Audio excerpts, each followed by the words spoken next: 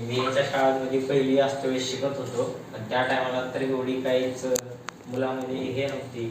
म्हणजे शाळेमध्ये येऊन शिकण्याची मी शाळेत असताना आमच्या टायमाची मुलं आम्हाला घरी जाऊन आणायला लागत होतं.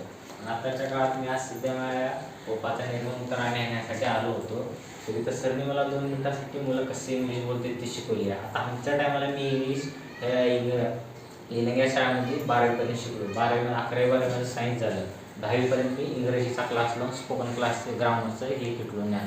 तरी मला एवढं इंग्लिश बोलता येत नाही अजूनपर्यंत. आणि ह्याच्यापाशी ना शब्दाचे 3 फॉर्म हे पाठ करून घेतले ना काहीच नाही. ह्यांना ना ग्रामर नाही ग्रामरचं पूर्ण इंग्रजी बोलता येते ह्यांना. आणि आता वगैरे पूर्ण डायलॉग रायटिंग कुठलाच एक म्हणजे आपल्या आमच्या टायमाला V1 V+ असे हे फॉर्म्युले होते बोलण्यासाठी. पण इथं ह्या टायमाला मी असं शिकलो की बिना फॉर्म्युलेची पूर्ण इंग्रजी म्हणजे पूर्ण ग्रामरनं शिकण्याची इंग्रजी बोलली. ते आता आम्हाला आमची 12वी झाली तरी का आम्हाला इंटरव्ह्यू देण्यासाठी क्लास लावा लागतो त्या टायमाला. त्यांना आत्ताच बोलायचं काहीच इंग्रजी क्लासचा ह्यांना गरज नाही. इंग्रजी का असते हे शिकू देतात.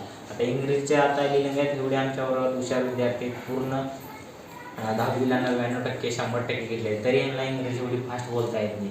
तरी ह्या विद्यार्थ्यांनी मला आत्ता 2 मिनिटात शिकवून दाखवली. आम्ही ह्यांच्या पुढे गेला खेड्यागावात तेवढं नॉलेज आहे. खेड्यागावात त्यांनी आपण एवढे इंग्रजी शिकले की आम्हाला ह्यांच्या पुढे जरी थांबावं लागलं तर आम्हाला खाली मुंडे घालून थांबावं लागेल इंग्रजी ह्या विषयासाठी. तर बाकी हा सायन्स बिन्स ह्यांचा काय मला काय माहिती नाही, पण इंग्रजी तर ह्यांच्यासाठी पूर्ण परफेक्ट बसलेली आहे. हे पूर्ण इंग्रजी कर्नाटक भाषेमध्ये बोलते. त्यांना लँग्वेजवर आणखीन एक शिकवले मला तर असते एक मी लिहिलो ज्या वहीमध्ये ते इशारे करून पूर्ण सांगितले तर ते पुढला मला समजून सांगितले. मी वहीत लिहिलो त्यापूर्वी मी काय लिहिलो ॲक्टिंगमध्ये करून समोरच्याला दाखवली. त्यानं पूर्ण दाखवलं मी काय लिहिलो होतो वहीमध्ये ॲक्टिंग केल्यानंतर.